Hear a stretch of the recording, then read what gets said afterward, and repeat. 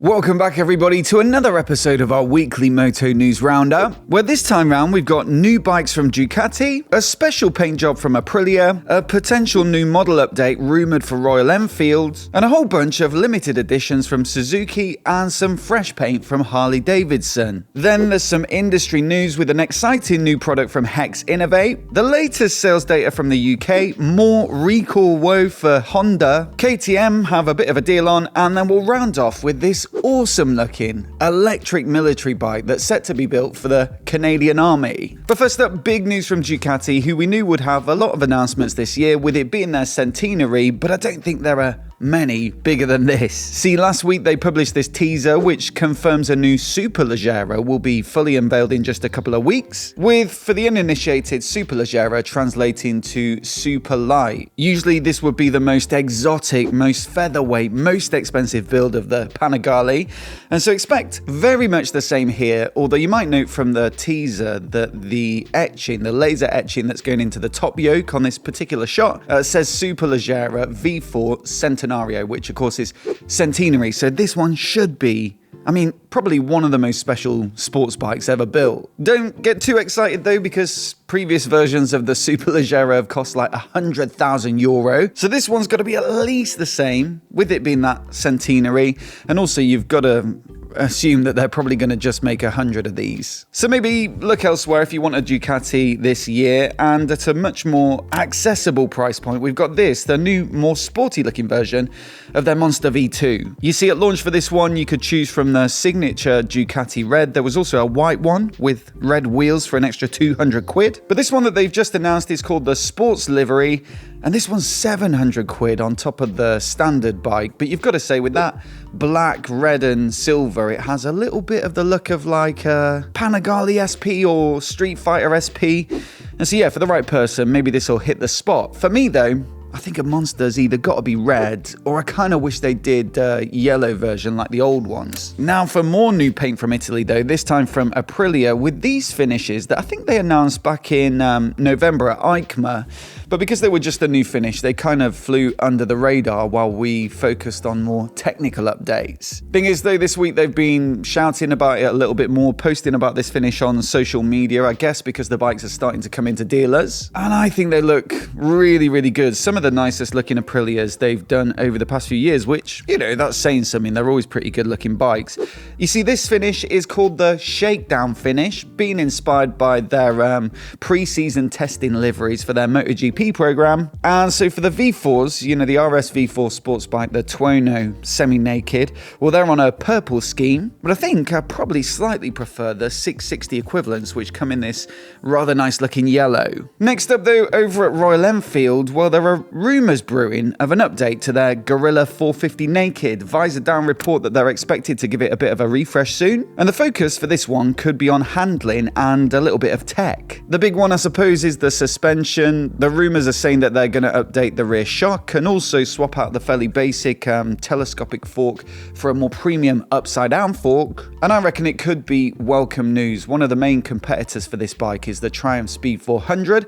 A year or so back I was lucky enough to ride them both back to back, and I will say I think the Speed 400 did have the edge on the handling front. Now there's more than suspension goes into the handling, but maybe it could help. And then on the tech front, it's also expected to get cruise control, which would be a nice differentiator, especially at this more affordable end of the market. Then another Royal Enfield that caught my eye this week was this new version of the Himalayan 450 created by a UK dealer. They've called it the Phantom Edition. It's by Cooperb Motorcycles, and the basic idea is they set out to make something a bit more off-road capable, but I think as a byproduct it looks pretty cool. Now, in terms of the actual changes they've made, we're talking more knobbly tyres, an upgrade to the exhaust. You can choose from K-Tech or a Hagen rear shock. And then there's a Mudguard Delete, new pegs, better handguards, a bigger 23-litre Acerbis tank, and many, many more upgrades, which you can read all about on their website. There's a full list there. The catch with this one is the price. It's £10,299, so that's got to be near on double what you'd pay for a standard Himalayan 450. And also, look, you could get a KTM 790 Adventure or a Tenere 700 for that money. So I think you've got to really want a very pimped out Himalayan 450. Now, for some reason this week, Suzuki were very active when it comes to special paint jobs, special editions. And so we'll kick off with this one, a Street Fighter inspired version of their Hayabusa. Now, when I say Street Fighter, I don't mean, 90s rip the fairing off and stick a little headlight on it.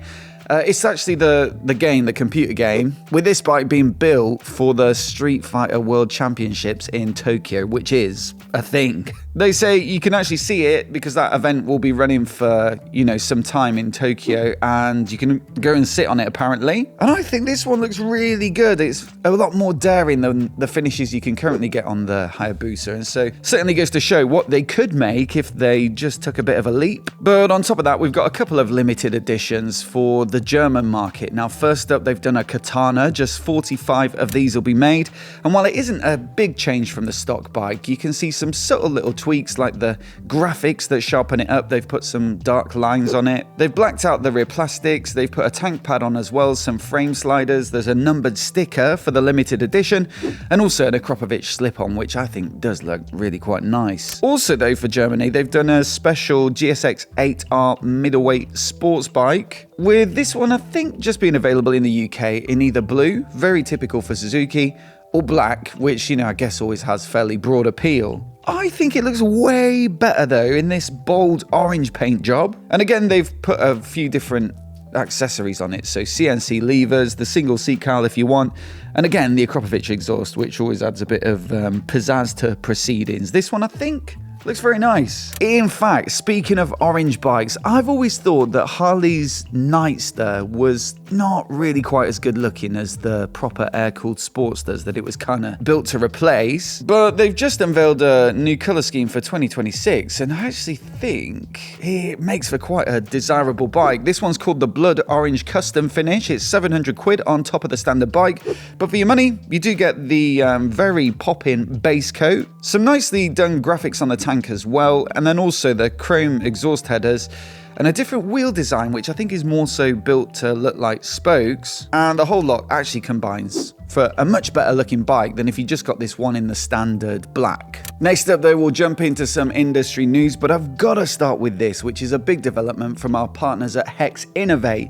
Now, their ezCAN system, in case you're not familiar, basically allows you to control all of the electronic accessories that you might want to fit to your bike. So stuff like your fog lights, extra brake lights, the horn, sat navs, heated gear and stuff like that. And the existing ezCAN basically listens to the bike's CAN burst, so you can take some of the signals from the existing electronics on the bike and use those to control all those accessories I just mentioned. That might sound a little bit confusing, but the long and short of it is you could, for example, use their software to code your bike to flash the fog lights if you hit the horn to make yourself more visible. You can kill one of the fog lights if you put your indicators on to make the indicator more visible. And also on some bikes that run their heated gear through the CAN bus, you can actually trigger your heated jacket, like third party, or heated trousers or heated boots or heated gloves, based upon what setting you've got the heated grips on, for example. There's so many things that you can do with it, but up until now, it was kind of limited to bikes that they had specifically supported. So like the most popular adventure touring bikes, you'll find a product specifically for those on their website.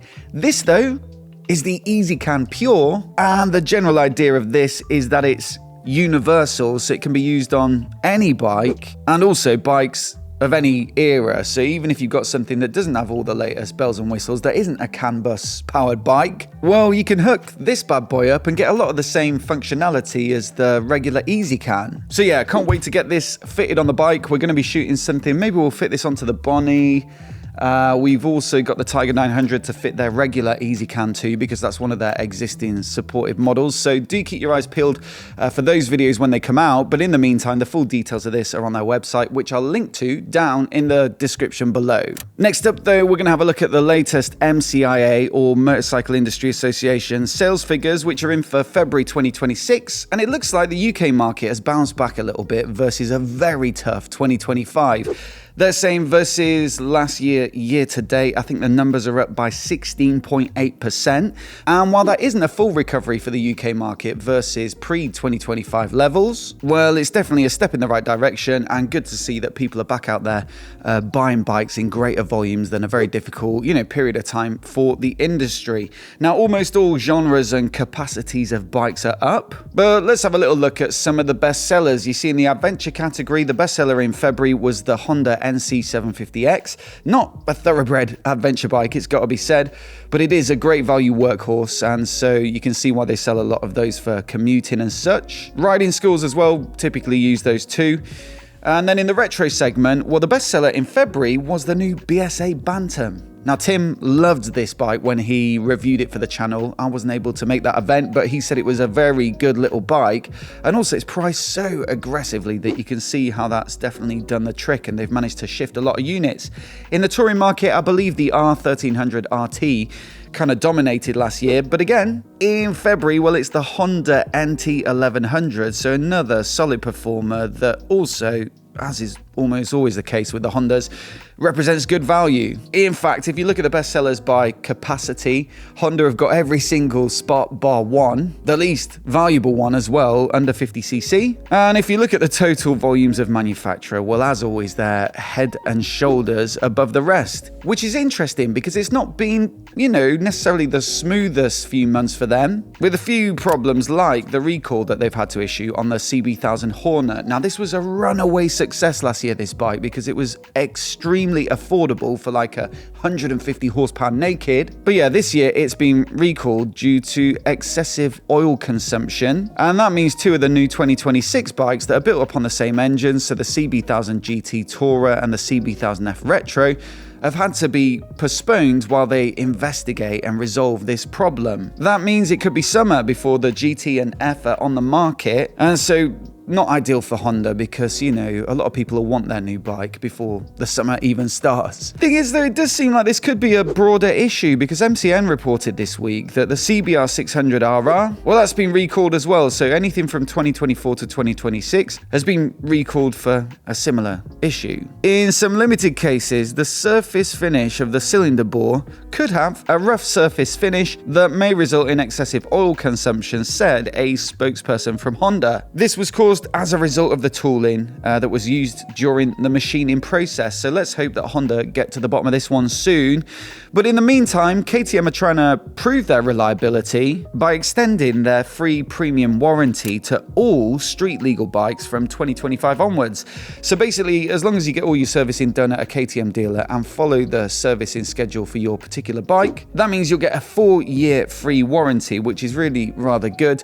And then also, I think they offer 12 months breakdown cover as well. Now, Rider Park reported on this one, and they speculate it's because KTM are trying their very hardest to get rid of this huge backlog of stock that really hampered them last year. They had a lot of money tied up in unsold bikes. And so yeah, with some reliability, reputational issues, you could say a 4-year warranty might help to ease the sale of some of those older bikes. But all the same, if you were thinking of picking one up anyway, then it can only be good news. Still, let's round off with a very cool looking bike that's set to be built for the Canadian military. This one's called the NORTHFORGE Dispatch, and it's said to be a purpose-built electric military motorcycle that they've designed to cope with the extreme conditions and climates associated with this kind of use. Now, it's reported on EV website Electrek, and they say that larger military vehicles can be kind of vulnerable to drones now in modern combat, just because they're cumbersome, a little bit slow, can make a lot of noise as well, so easy to target, and also expensive. So, if you can blow one up with a cheap small drone, well, yeah, that's obviously going to take its toll. Now, what they say about this bike is, of course, it's quick,